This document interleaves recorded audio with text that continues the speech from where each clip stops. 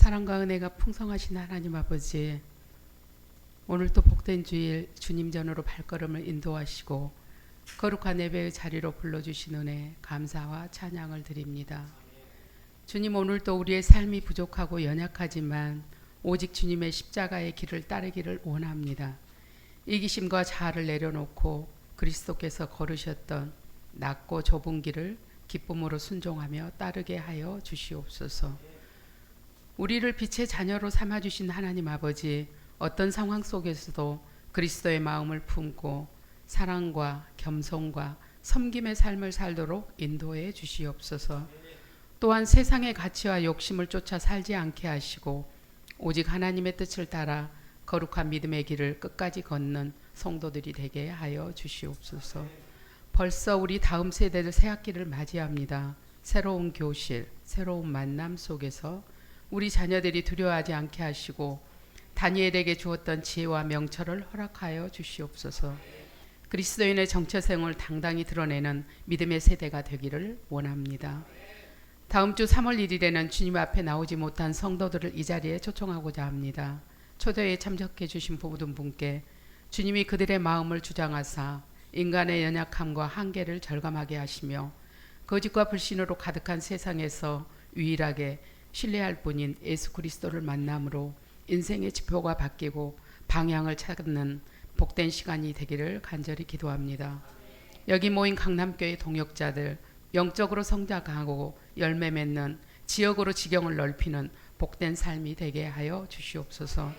말씀 전하시는 목사님 성령 충만으로 채워주시고 입술에 권세를 주시어 성령의 감화 감동으로 은혜 받는 기쁨과 회복의 역사가 있게 하여 주시옵소서. 변함없이 우리를 사랑으로 인도하시는 예수님의 이름으로 기도드립니다. 아멘.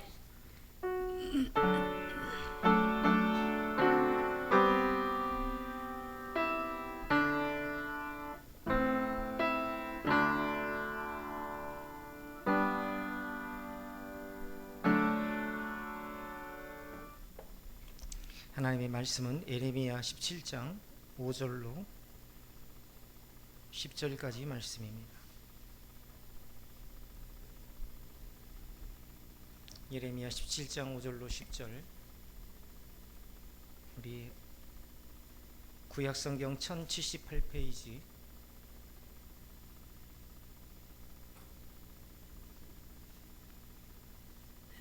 찾으셨으면 아멘 하시기를 바랍니다.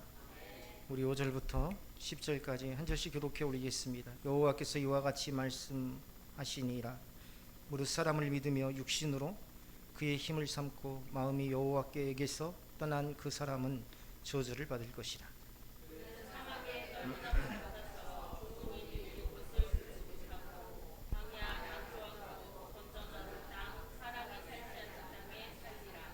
그러나 무릇 여호와를 의지하며 여호와를 의뢰하는 그 사람은 복을 받을 것이라.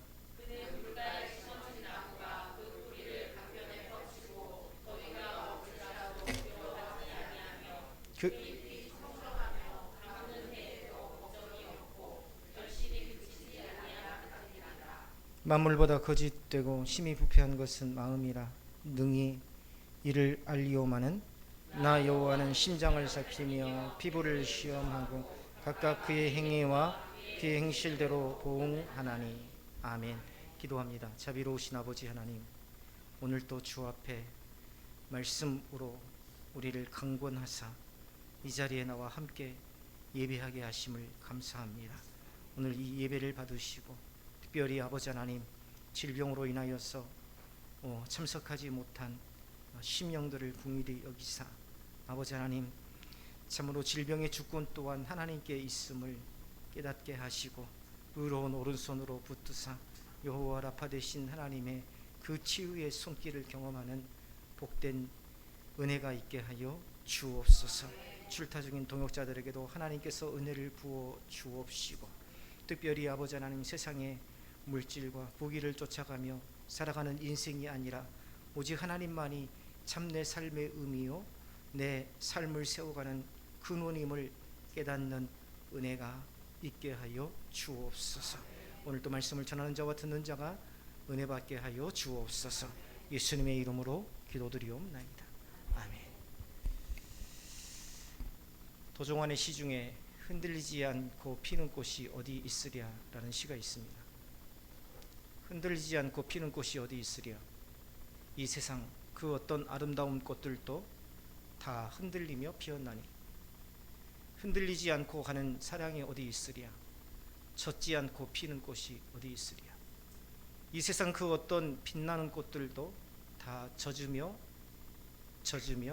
피었나니 바람과 비에 젖지 않고 피는 꽃이 어디 있으랴. 도종환 시인의 흔들리지 않고 피는 꽃이 어디 있으랴라는 이 꽃이 피기까지 겪어야 하는 바람과 비와 모진, 풍랑, 이 흔들림의 시간을 통한 삶의 성숙을 이야기하고 있습니다. 그 고난으로 인해서 끝나지 않는다는 거죠. 잠깐 피었다 지는 꽃도 삶의 성숙함을 위해서 기꺼이 시련의 시간을 감내할 줄 안다는 것입니다. 그러기에 더 아름답더라는 것입니다. 도종환 시인은 이 시에서 흔들림의 시간이 불안정하다라고 여기지 말고 오히려 삶의 뿌리를 깊이 내리는 시간으로 여겨야 삶의 진정성 있게 다가설 수 있다는 것을 말하고 있습니다. 오늘 우리가 읽은 본문에서는 보다 근본적인 삶의 메시지를 전하고 있죠. 하나님은 사람을 의지하는 자를 사막의 떨기나무와 같다라고 하시고 또 여호와를 신뢰하는 자를 물가에 심긴 나무에 비유하십니다. 사람을 의지하는 자, 하나님을 의지하지 않고 사람을 의지하는 자를 떨기나무와 같다. 그리고 여호와를 의지하는 자를 물가에 심긴 나무와 같다. 먼저 우리가 여기서 깨달아야 될 것은 사람을 의지하는 자를 하나님을 믿지 않는 자로 받아들여서는 안 된다는 거예요. 떨기나무, 하나님을 믿지 않는 사람. 시냇가에 심은 나무, 하나님을 믿는 사람. 이렇게 단편적으로 받아들여서는 안 된다. 오늘 성경에서 말하고 있는 사람을 의지하는 자, 또 여호와를 의뢰하는 자, 모두 하나님의 백성, 예수 그리스도를 믿고 구원받은 하나님의 백성을 의미합니다. 즉 구원받지 못한 자와 구원받은 자의 삶의 차이를 말하려는 것이 아니라 세상 사람과 교회 안에 있는 우리에 대해서 이야기하려는 것이 아니라 구원받은 자들에게서 나타나는 삶의 형태를 말씀하고 있더라. 그런데 그 삶의 형태가 어떤 사람에게는 떨기나무와 같고 어떤 사람에게는 시냇가에 심은 나무와 같더라.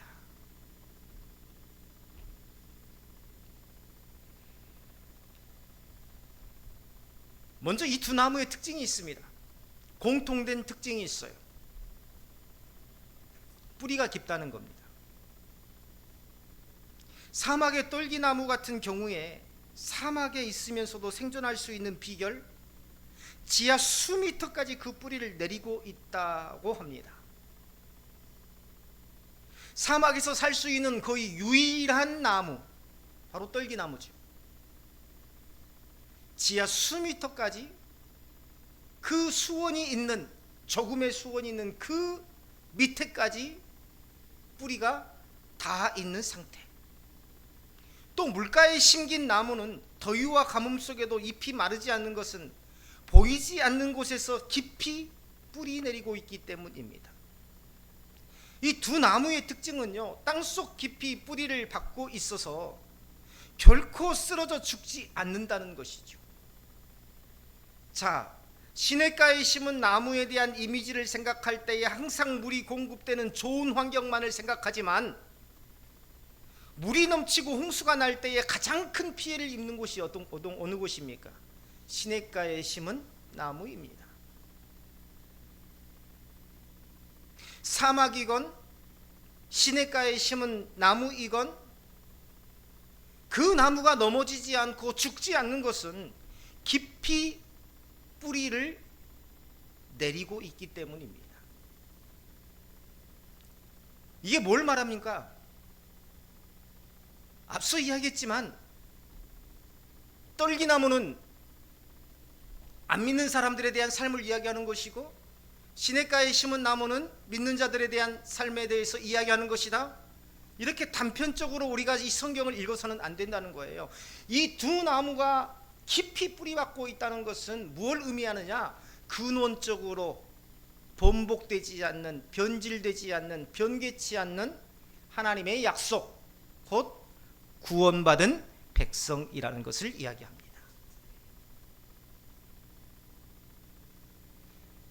구원의 불변성, 구원의 완전성에 대해서 말씀하고 계신 거예요.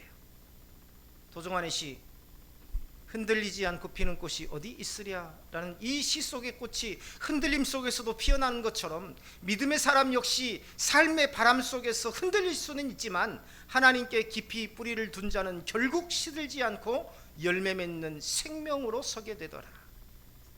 흔들림 없는 삶이 좋은 삶이 아니라 하나님께 깊이 잠긴 뿌리로 인해서 흔들려도 무너지지 않는 삶이 중요하더라. 그것이 여호와를 신뢰하는 자의 복된 모습입니다. 우리는 살아가면서 흔들리지 않는 삶을 원합니다. 상황이 변해도 마음이 무너지지 않는 삶, 사람들의 평가가 달라져도 정체성이 흔들리지 않는 삶, 환경이 요동쳐도 중심을 잃지 않는 삶을 원합니다. 그러나 삶 속에서 우리는요, 바람 앞에 등불처럼 흔들릴 때가 있어요.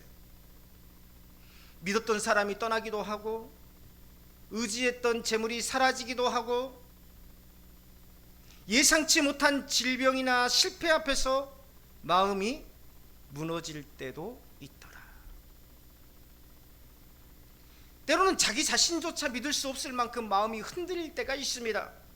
이러한 인생의 불안정함, 이 속에서 하나님께서는 오늘 예레미야를 통해서 우리에게 질문을 던지십니다. 너는 어디에 뿌리를 내리고 있느냐? 정확하게 이야기하면 시냇가에 뿌리를 내리고 있느냐, 아니면 사막에 뿌리를 내리고 있느냐. 주일 일부 예배 때 전도사님이 사무엘상 설교를 하면서 엘리와 사무엘에 대해서 언급하셨는데, 엘리는 하나님을 아는 자였고 사무엘은 하나님을 모르는 자라, 이렇게 기록되어 있습니다. 그런데 엘리는 하나님의 음성을 듣지 못했어요. 부모님의 말을 듣는다는 건 뭡니까? 부모님의 말에 순종하고 그것을 삶 속에서 실천한다는 거죠. 엘리는 하나님을 알지만 하나님의 말씀을 듣지 않았습니다. 그런데 사무엘은 하나님을 모른다고 기록되어 있는데 하나님의 말씀을 듣습니다. 오늘도 이 예레미야 말씀도 바로 이와 같은 맥락에서 우리가 살펴볼 수 있습니다. 뿌리는 겉으로 드러나는 게 아니죠. 그런데 뿌리는 모든 삶을 지탱하는 근원적인 생명력이라고 할 수 있습니다. 그래서 뿌리를 어디에 두고 있느냐의 질문은 겉으로 드러나는 우리의 삶의 모습을 말하는 것이 아니라, 내가 지금 사막과 같은 환경에 있느냐, 아니면 물이 넘치고 푸른 풀밭이 있는 그러한 시냇가에 있는 삶이냐, 이것을 이야기하는 게 아니에요. 삶의 근원, 존재의 기반, 인생을 지탱하는 그 중심을 어디에 두고 있느냐라고 묻는 것입니다. 오늘 성경에서 하나님께서는 먼저 저주의 길과 축복의 길을 분명하게 대비해서 보여주시죠. 5절에 보면 뭐라고 기록하고 있습니까? 무릇 사람을 믿으며 육신으로 그의 힘을 삼고 마음이 여호와에게서 떠난 그 사람은 저주를 받을 것이라. 여호와에게서 떠났다라는 건 뭡니까? 하나님의 백성이라는 겁니다. 그런데 하나님에게서 멀어져 있다라는 걸 이야기하는 거예요. 떨기나무와 같은 그런 삶이죠. 사람을 믿는다는 것이 단순히 인간관계를 신뢰한다는 것을 뜻하지 않습니다. 히브리어로는요, 사람을 믿다라는 이거, 사람을 믿으며에서 이 믿다를 뭐라고 했냐면 바타흐라고 이 히브리어 단어를 쓰고 있습니다. 바타흐. 이 바타흐라는 단어가 의지하다, 안전을 맡기다라는 의미를 가지고 있는데, 자신의 안전과 미래를 맡기는 대상을 가리킵니다. 사람은요, 모든 만물의 통칭이에요. 그래서 이 세상의 모든 상황, 이 세상의 모든 권세, 명예, 또 지식, 사람과의 관계, 물질, 이러한 것들이 내 인생의 미래를 책임진다라고 생각하는 것, 이게 바로 사람을 믿는 자의 삶이다. 하나님이 아니라 인간의 능력, 사회적인 구조, 권력, 재물, 인맥, 제도, 시스템, 자신의 존재를 맡기는 삶, 이것에 자신의 존재를 맡기는 삶. 사람과의 신뢰는 관계성을 유지하는 데 있어서 굉장히 중요하죠. 그러나 그 관계 속에 있는 사람이 의지할 대상이나 미래를 보장받는 대상이 아니라는 것입니다. 또 육신으로 그 힘을 삼는다라는 건 뭡니까? 인간적인 방법과 세속적인 수단을 궁극적인 안전과 보장의 근거로 삼는 상태를 의미합니다. 사람들이 모이면 50대가 넘어가고 60대가 넘어가고 하면 사람들이 모으면 얼만큼 노후 준비 잘 해놨어? 나는 보험을 어떻게 들어놨어? 나는 국민연금이 얼마나 돼? 나는 다른 데다가 저축을 해놨어. 나는 땅을 사놨어. 전부 다 그런 이야기입니다. 딱 세 가지로 압축되는 것 같아요. 하나는 자녀 이야기, 하나는 미래 노후에 대한 이야기, 또 하나는 뭘까요? 건강에 대한 이야기. 하나를 더 붙인다면 자신의 과거에 대한 이야기.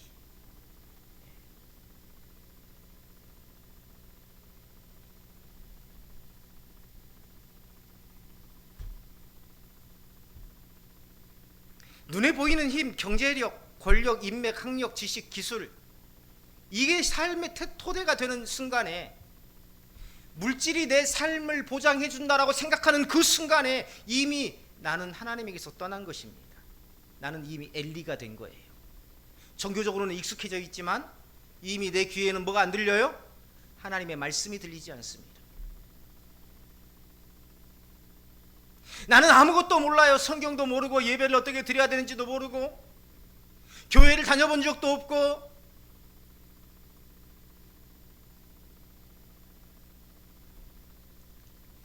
그러나 말씀에 순종하고자 하는 그 마음이 있을 때, 하나님께서 오늘 나에게 뭐라고 말씀하시는가 보자 하라고 그 마음의 중심이 하나님에 향하여 있을 때에 하나님의 말씀이 들리더라.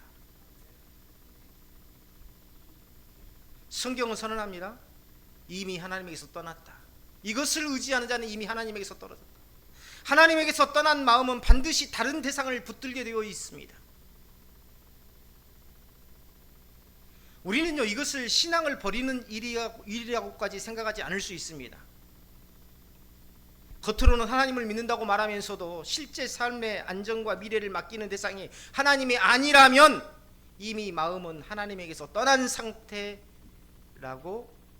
말씀하고 있는 거죠. 그래서 성경은 외형적인 신앙이 아니라 마음의 방향을 묻고 있는 거예요. 너의 마음의 방향이 어디냐? 너의 뿌리를 내린 곳이 어디이냐? 이처럼 마음의 중심에서 하나님을 떠난 삶의 결과를 굉장히 강렬한 이미지로 6절에서 이야기하고 있는데요. 우리 6절을 다 같이 한번 읽어볼까요? 6절, 자, 시작. 떨기나무 같아서 좋은 일이 오는 것을 보지 못하고 광야의 간조한 곳, 건건한 땅, 사람이 살지 않는 땅에 살리라. 저는 이 말씀을 묵상하면서 한국 교회의 모습이 생각났습니다. 한편으로는 뿌리를 수 밑에까지 내리고 있어서 생명력을 유지하고 있지만 주님께서 세우시고 주님의 몸된 교회이기 때문에 하나님께서 지키시지만, 그러나 또 한편으로는 하나님이 아닌 사람을 의지하고 외형적인 것을 추구하고 권세를 쫓아가며 결과적으로는 점점 간조한 곳, 건건한 땅, 이게 한자로 번역을 해놔서 지금 간조한 땅, 건건한 땅이 나오는데요. 둘 다 물기가 전혀 없는 건조한 땅을 말하는 겁니다. 사람이 살지 않는 땅에 살리라. 사람이 살지 않는 땅이라는 거 뭡니까? 생명력을 찾을 수 없는, 생명이 유지될 수 없는 그런 땅에서 살게 된다. 또 한편으로는 뭡니까? 관계성이 없는 삶. 전혀 인간적인 관계가 없어요. 이 말씀이 한국교회를 통해 지금 드러나고 있는 것 같다라는 생각을 합니다. 이게 복이 아니라 저주라는 것을 잊지 말아야 돼요. 사람들에게 외면받는 교회, 젊은 세대가 떠나는 교회, 아무런 감동이 없는 건조한 예배, 덩그런 빈 건물만 남겨진 교회. 우리는요, 우리 주변에서도 성도 수에 비해서 마치 텅 빈 것처럼 덩그러니 서 있는 교회들을 얼마든지 볼 수 있습니다. 유럽 교회는 기독교 부흥 시기에 한참 기독교가 부흥할 때에 제자를 늘리는 목회를 한 게 아니라 교회 건물을 늘리는 목회를 했어요. 그래서 지금 어떻게 되었습니까? 교회가 텅텅 비었잖아요. 그래서 지금 골치가 아프대요. 도시마다 그 큰 건물 부수기에는 너무나도 화려하게 건물을 지어놔서 아깝고, 유지하기에는 너무나도 유지 비용이 많이 들어가고, 그래서 궁여지책으로 그것을 관광객들에게 개방을 해서 관광 수입, 관광 자원으로 활용하고 있는 것입니다. 한국교회가 그 길을 그대로 따라가고 있습니다. 그렇죠? 기독교 부흥기가 언제였습니까? 정말 여의도에 사람들이 보이지 않을 정도로 모여서 예배 드리던 때, 그때의 한국교회는 제자들을 길러내는 그 목회를 하는 것이 아니라 건물을 늘리는 그 목회를 해왔다는 것이죠. 메마른 사막에서 겨우 생존하지만 키도 작고 그늘도 만들지 못하고 열매도 유익을 주지 못하는 삶.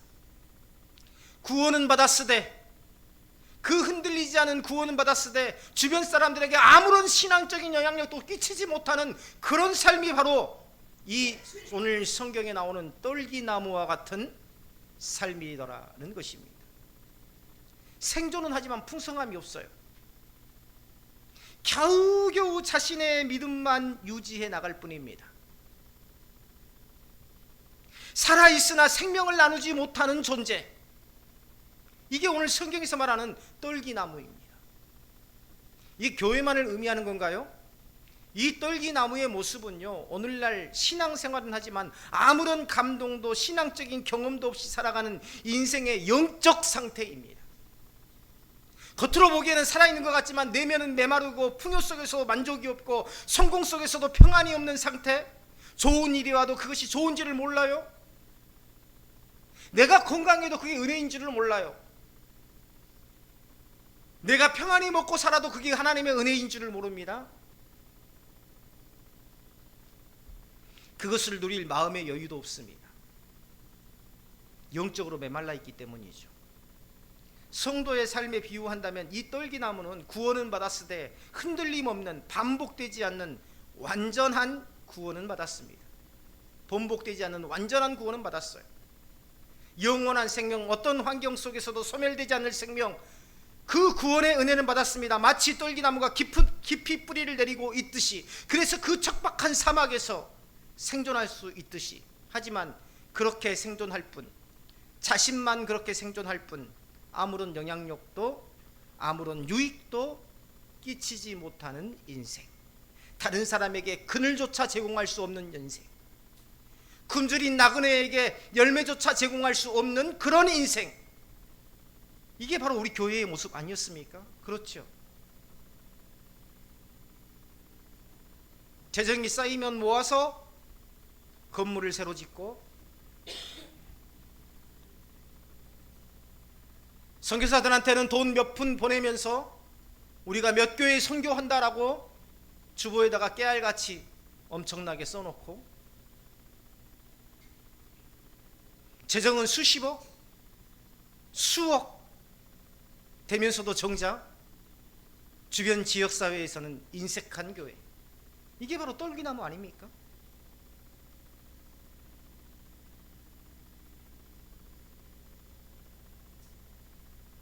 오늘 우리는 어떤 시대보다도 풍요로운 시대에 살고 있습니다. 하지만 동시에 불안과 우울이 깊어지고 있어요. 불안과 우울이 깊어지는 것, 이것이 물질의 부족 때문일까요? 우리가 불안하고 미래에 대해서 두려워하고, 이게 물질의 부족 때문입니까? 저는 그렇다고 여기지 않습니다. 영혼의 수원이 막혀 있기 때문에 그래요. 다시 말하면 영혼의 수원이 막혀 있다는 건 뭡니까? 믿음의 뿌리가 그 수원이 있는 그 깊은 곳까지 닿지 못했다는 거예요. 오늘 예레미야 선지자를 통해서 말씀하신 것이 바로 하나님과 멀어진 마음. 아무리 많은 것을 가져도 메마름에서 벗어날 수 없어요. 겉으로 보기에는 바람이 불고 햇빛이 내리쬐고 푸르게 막 성장하는 것 같지만 뿌리가 얇은 것들은 어떻게 됩니까? 시련이 오면 금방 넘어져 버리고 쓰러져 버리고 죽어버리는 것이 바로 뿌리가 얕은 것 아닙니까? 그런데 오늘 7절에 보면 하나님을 의지하는 사람에 대해서 전혀 다른 삶을 제시합니다. 7절 다 같이 한번 읽어보겠습니다. 7절입니다. 시작. 그러나 무릇 여호와를 의지하며 여호와를 의뢰하는 그 사람은 복을 받을 것이라. 여기서 의지하다라는 것은요, 어떤 심리적인 그런 기대, 하나님 앞에 하나님께서 책임져 주실 거야 하는 그런 의지하는 마음, 의뢰하는 마음을 말하는 게 아닙니다. 많은 사람들이 교회를 찾아요. 그러나 그들이 교회를 찾는 대부분의 이유가 심리적인 안정을 위해서입니다. 그러나 하나님께서 우리를 교회로 부르시고 예배자로 세우신 것은 심리적 안정을 주기 위해서가 아니에요. 하나님을 중심에 둔 삶을 살도록 하기 위해서입니다. 이게 안 되면 교회가 세워지지 않아요. 이게 안 되면. 여기서 우리는요, 하나님을 삶의 중심에 두는 의미가 무엇인지를 살펴볼 필요가 있어요. 7절에서 여호와를 의뢰하는 이라고 기록되어 있죠. 이 의뢰하다는 것이요, 하나님을 삶의 중심에 두고 늘 숭배하고 섬기라는, 늘 성경을 읽고 늘 말씀을 묵상하고 늘 기도하고 늘 교회에 와 있고 이런 삶을 살라는 단편적인 의미가 아닙니다. 여기에서 의뢰하다라는 이 단어를요, 미부타흐라고 합니다. 미부타흐, 히브리어로 미부타흐라고 해요. 따라서 해볼까요? 미부타흐. 이 미부타흐라는 단어를 사용한 의미가 뭘까요? 여기에서 우리가 번역을 하기에, 한글 성경에서 번역을 하기에 여호와를 의뢰하는 이라고 되어 있는데 마치 우리가 하나님 앞에 나아가는 것처럼 느껴집니다. 그렇죠? 끊임없이 우리가 하나님께 나아가는 것처럼 여겨져요. 종교에서는 그런 구조를 가지고 있어요. 끊임없이 신을 향해서 나아가는 구조가 바로 종교의 구조입니다. 근데 기독교의 구조는 그렇지 않아요. 늘 하나님께서 우리에게 오십니다.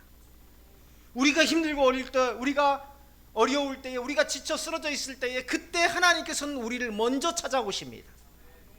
이게 바로 기독교의 구조예요.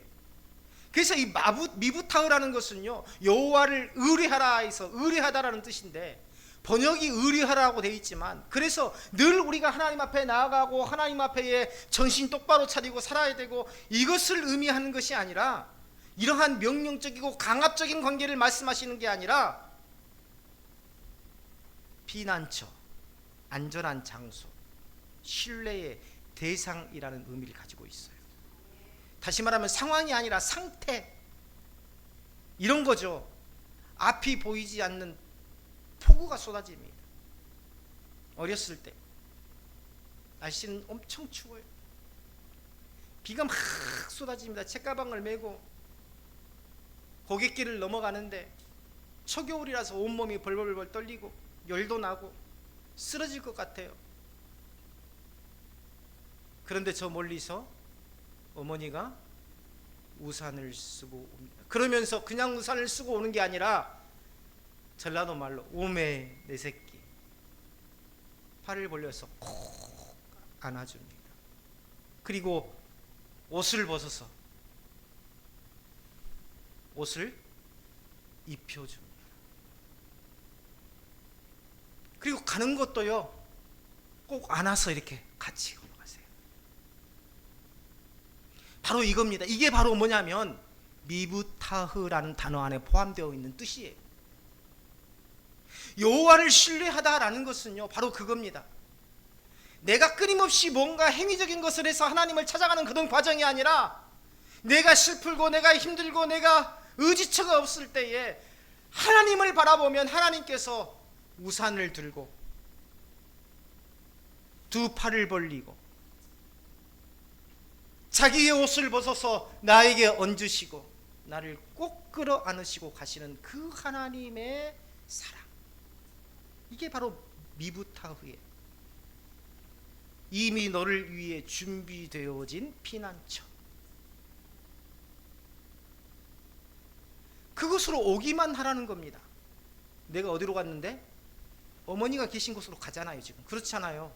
추운 겨울, 초겨울에 비가 막 몰아치고 앞이 안 보이는 그런 상황에서 열도 나고 몸도 지쳐있고 무거운 책가방을 들고 비를 철철 맞고 우두루두루 떨면서 가고 있는데, 어디를 향해서 가고 있어요? 집을 향해서 가고 있지 않습니까? 집을 향해서 가고 있기 때문에 어머니를 만날 수 있는 거잖아요. 하나님을 향하라는 그 말입니다. 우리의 삶이 어디에 중심을 두고 있는지를 보라는 거예요. 그 결과 어떻게 말씀하고 있습니까? 8절입니다. 다 같이 한번 읽어볼게요. 8절 시작. 심어진 나무가 그 뿌리를 강변에 뻗치고 더위가 올지라도 두려워하지 아니하며 그 잎이 청청하며 가무는 해에도 걱정이 없고 결실이 그치지 아니함 같으리라. 여기서 중요한 것은 환경이 아닙니다. 뿌리입니다. 뿌리. 내 뿌리는 어디까지 자라 있나요? 더위가 와도 두려워하지 않습니다. 가뭄이 와도 염려하지 않습니다. 홍수가 몰아쳐도 뽑히지 않습니다. 워낙 뿌리가 깊기 때문에. 신앙의 핵심은 환경이 아니라 연결이에요. 연결. 하나님과 연결된 삶은 환경을 초월하는 생명력을 경험합니다. 시편 1편이 동일한 노래를 말하고 있죠. 시냇가에 심은 나무처럼 하나님 말씀에 뿌리 내린 사람, 철을 따라 열매를 맺고 잎사귀가 마르지 않더라. 하나님께 뿌리 내린 삶은 외적인 조건에 좌우되지 않습니다. 신앙의 깊이는요, 위기의 순간에 드러납니다. 평안할 때는 누구나 안정되어 보입니다. 그러나 인생의 더위와 가뭄이 찾아올 때 뿌리가 얕은 삶은 흔들리기 시작합니다. 평상시에는 나무들이 모두 다 잘 자라고 있는 것 같습니다. 그러나 태풍이 닥치면 뿌리가 얕은 나무는 모두 넘어져 버립니다. 뿌리가 얕은 믿음은 사람들이 자신을 인정해 주지 않을 때에 마음이 무너지고, 재정이 흔들릴 때에 두려워하고, 건강이 약해질 때에 절망합니다.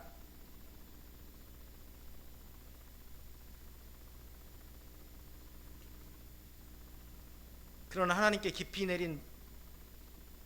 뿌리 내린 삶은 외적인 조건이 변해도 생명의 흐름이 끊어지지 않습니다. 눈물 속에서도 소망이 사라지지 않고, 고난 속에서도 평안이 무너지지 않고, 잃어버린 것들 속에서도 하나님을 향한 신뢰가 멈추지 않더라. 그래서 9절에 보면 인간 존재의 가장 근본적인 문제를 말씀하고 계십니다. 9절 보세요. 만물보다 거짓되고 심히 부패한 것은 마음이라 누가 능히 이를 알기요. 사람의 마음처럼 악한 게 없어요. 그렇죠. 그렇게 하나님께서 은혜를 부어줬는데도 불구하고 어때요? 하나님을 떠나 삽니다. 제가 이전에 간질을 알았어요. 학생 때. 간질이 어떤 건지 알죠? 그래서 광주 기독병원에서 입원해 있었습니다. 틈만 나면 발작을 하니까. 그래서 어느 날 갑자기 감동이 왔어요. 예배를 드리고 싶다. 잠옷 입은 채로. 잠옷이 아니라 환자복을 입은 채로. 우리 형님이 교회 봉고차, 그 덜덜거리는 봉고차를 가지고 왔어요. 그리고 가서 예배를 드렸습니다. 근데 말씀을 들을 때에 예배당에서 못 드렸어요. 왜냐하면 발작 증세가 일어날까 봐. 그때 한참 심해졌거든요. 그래서 교회에 이 요아실이라고 옆에 딸린 방이 있었는데 거기에서 혼자서 앉아서 형님하고 둘이서 예배를 드렸습니다. 근데 말씀을 받는데 그 말씀이 나에게 하시는 말씀 같아요. 그리고 그 말씀 속에서 하나님께서 감동을 주시는데 네가 치유됐다고 하는 그런 감동을 주셨어요. 그래서 그날 예배를 드리고 가가지고요, 형한테 그랬습니다. 형, 저 퇴원할래요. 뭔 소리냐고 깜짝 놀래요. 난 퇴원할래요. 병원에다 이야기해 주세요. 이거 안 믿는 분 형님 같았으면 절대 안 된다고 했을 겁니다. 근데 왜 그러냐고 물어보더라고요. 예배 때 하나님께서 나한테 이것을 치료해 주셨다는 감동을 받았습니다. 아무리 뇌파 사진을 찍고 아무리 가슴 사진을 찍고 해봐도요, 나오지가 않아요. 병명이 나오지가 않아요. 그냥 정신착란으로 인한 그러한 발작 증세. 그래서 발작이 일어날 때마다 진정제만 과다하게 투여하고 그랬었죠. 그래서 오자마자 그 주일날 오후에 퇴원하겠다고 했어요. 왜 그러냐고 물어보더라고요. 예배 가운데 하나님께서 나에게 말씀을 주신데 그 말씀이 나를 향한 말씀이었고 내가 회복되었다는, 치유되었다는 확신을 주셨다. 그래서 난 퇴원하고 싶다. 이 병원에 있는 것 자체가 바로 하나님을 신뢰하지 못하는 삶 같다. 퇴원하겠다. 둘째 형님이 그래, 네 마음이 그렇다면, 네 마음에 그런 확신이 있다면 퇴원하자. 대부분 그렇게 말하시더라고요. 병원에다 이야기하니까 이 아이는 퇴원해가지고는 절대 안 됩니다. 학교 가다가도 버스를 타다가도 발작 증세가 일어날 텐데 그 위험을 어떻게 부담하시겠습니까? 그래서 병원에서 그러면 조건이 있었어요. 약을 지어주겠다. 한 달치를. 그래서 약을 이렇게 한 뭉치를 형님이 가지고 왔어요. 나오면서요, 저 교회 그 병원 휴지통에다가 입구에 있는 병원 휴지통에다 집어 넣어버렸습니다. 그 이후로 지금까지 단 한 번도 증세가 일어나지 않았어요. 그 이후로. 근데 사람이 악한 게요, 살다 보니까 그걸 잊더라고요. 잊어요. 예전에 나를 구원하시고 나를 치료해 주시고 정말 이 발작이 일어날 때는요, 내가 의식을 잃어버려요. 깨어나가지고 하나님, 왜 그런 기도 안 했겠어요? 하나님, 이것만 내 삶에서 제거해 주신다면 내가 하나님의 뜻대로 살겠습니다 라고 왜 소원을 안 했겠어요? 수없이 소원했죠. 근데요, 사람은요, 갈 때 마음하고 화장실 나올 때 마음하고 틀립니다.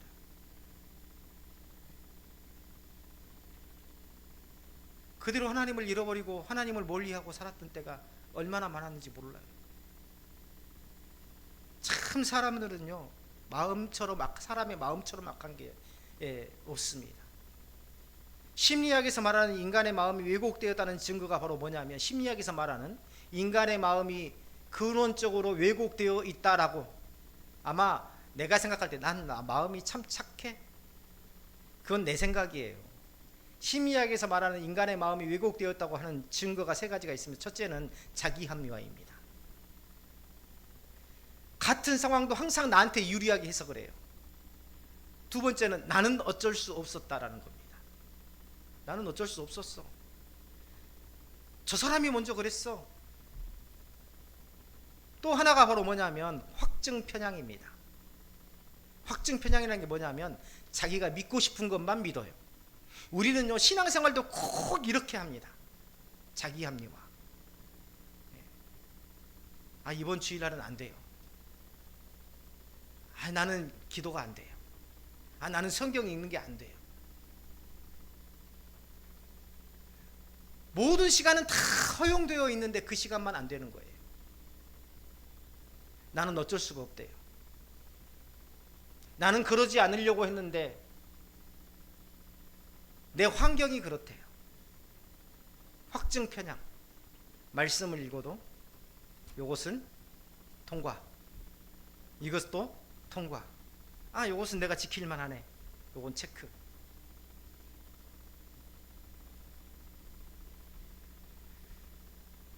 이게 뭘 의미합니까? 진리보다는 자기 신념을 우선시한다는 겁니다. 세 번째가 탈인간화. 타인을 사람으로 보지 않는 거죠. 그럼 뭘로 볼까요? 이게 세상의 모습입니다. 탈인간화. 이게 AI가 개발이 되어서 중국에서는 뭐 쿵푸를 하는 그런 지금 중국이 이 로봇 쪽으로는 세계적으로 선두를 지금 달리고 있죠. 사람 같은 로봇. 저 개인적으로 이해가 안 가는 게 왜 사람하고 똑같은 로봇을 자꾸 만드는지 모르겠어요. 이게 탈인간화입니다. 탈인간화의 단면적인 모습이에요. 사람을 수단으로 보고 도구로 보는 것, 이것에서 폭력이 생기는 것입니다. 이 극단적인 예가 뭡니까? 전쟁이죠. 전쟁이 일어나면 사람은 땅을 차지하기 위한, 권력을 지키기 위한 수단이고 도구일 뿐입니다. 성경에서도 마찬가지입니다. 인간은 타락 이후에 그들의 마음이 왜곡되어 있다고 증거합니다. 오늘 본문 9절에서도 뭐라고 했어요? 만물보다 거짓되고 심히 부패한 것은 마음이라. 자기 마음을 쫓아가지 말라는 겁니다. 내 마음이 좋은 것을 취하지 말라는 거예요. 내 마음이 좋은 대로 따라가지 말라는 거예요. 하나님이 말씀하신 대로 따라가라는 겁니다. 왜요? 우리의 마음은 근본적으로 왜곡되어 있기 때문에. 창세기 6장 5절에서도 사람의 마음의 생각에 모든 계획이 항상 악할 뿐임을 보시고, 하나님 앞에 사람의 마음이 항상 악하다. 창세기 6장 5절에서 기록되어 있지 않습니까? 마가복음 7장 21절에서도 사람의 마음에서 나오는 것은 악한 생각이라 말씀하고 있습니다. 왜곡되어 있다는 것을 잘 이해하셔야 됩니다. 왜곡되어 있다는 것은요, 처음에는 출발이 같다는 거예요. 그런데 가면 갈수록 어때요? 뒤틀리고 굽어져서 결국에는 전혀 다른 방향이 된다는 겁니다. 이단이 그렇잖아요. 처음에는 출발이 동일합니다. 여기도 예수 믿어야 구원받는다. 여기도 성경을 이야기해. 여기도 찬송을 은혜롭게 해. 출발이 다 똑같아요. 목사님이 얼마나 설교를 잘하는지. 그런데 가면 갈수록 어떻게 돼요? 뒤틀리기 시작합니다. 달라지기 시작해요. 이게 바로 이단입니다. 원래 이단은 처음부터 틀린 게 아니에요. 처음에는 같이 출발합니다. 인간의 마음이 스스로를 속일 만큼 왜곡되어 있다는 것, 또 심히 부패하다라고 표현하고 있죠. 오늘 성경에서 스스로 회복될 가능성이 없는 상태를 말합니다. 전적으로 성령의 감동과 말씀의 인도하심이 없이는 결코 올바르게 나아갈 수 없는 상태, 치명적으로 병든 상태. 그래서 내 영혼이 치명적으로 지금 병든 상태라는 것을 우리는 인식을 해야 돼요. 이것을 인식하지 못하면 끊임없이 하나님을 찾지 못합니다. 우리가 몸이 아프면 어디를 갑니까? 병원에는 갈 줄 알면서도 내 영혼이 치명적으로 병든 상태라는 것을 알면서도 우리는 하나님을 찾지 않더라는 겁니다.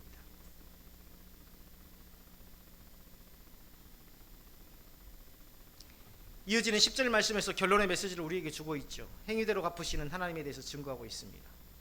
행위대로 구원을 얻거나 혹은 못 얻는다는 말이 아닙니다. 성경의 말씀은요, 단지 믿지 않는 세상을 향해서 선언하는 것이 아니라 이 신구약 66권의 모든 말씀은 세상을 향해서 주는 말씀이 아니에요. 우리 믿는 자들에게 주시는 말씀입니다.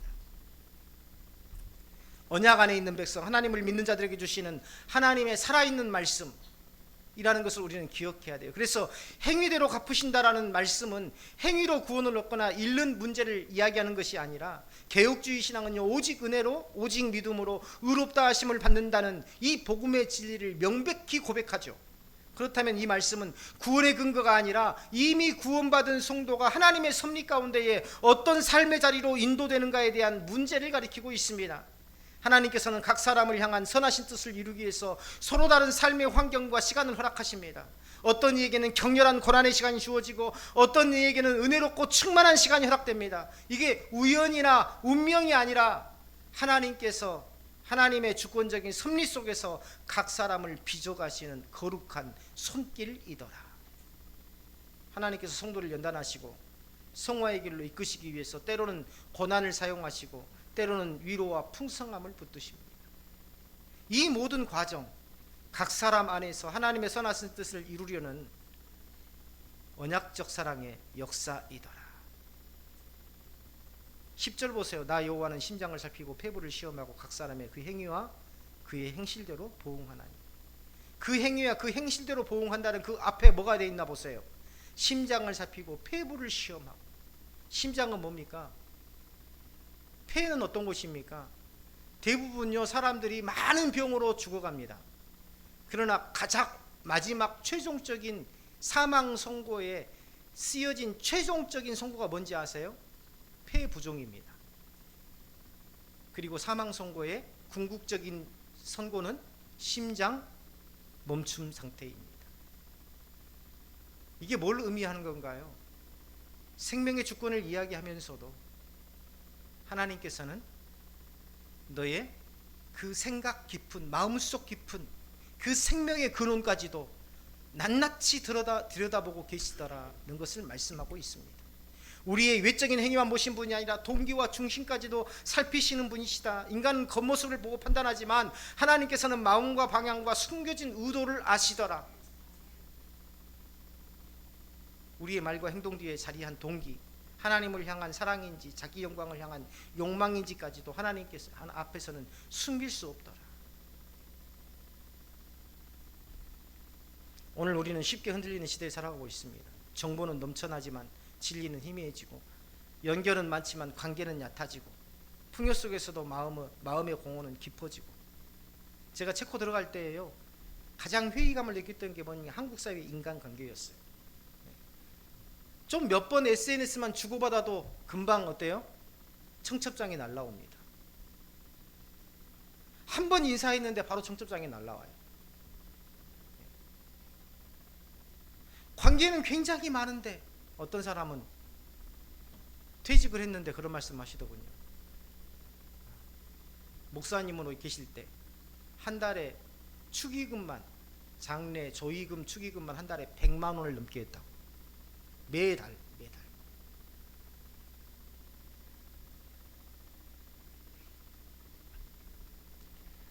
관계는 많아지는데 깊은 관계가 들어가지 못합니다. 사람의 관계가 그래요. 현대 사회가 그래요.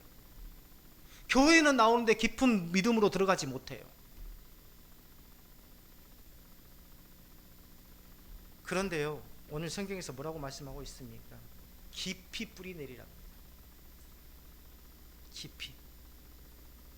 깊이 뿌리 내리되 사막과 같은 곳에서 혼자 외롭게 겨우겨우 생존해 나가는, 불 가운데서 얻은 구원과 같은 그런 삶을 살지 말고, 떨기나무와 같은 삶을 살지 말고 시냇가에 심은 나무와 같이 높게 자라서 다른 사람에게 그늘도 제공하고 열매도 제공하고,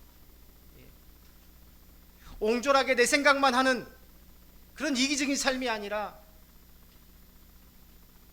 콩 한 조각만 있어도 함께 나누어 먹는 그런 삶, 옆 사람을 배려해 주는 그런 삶.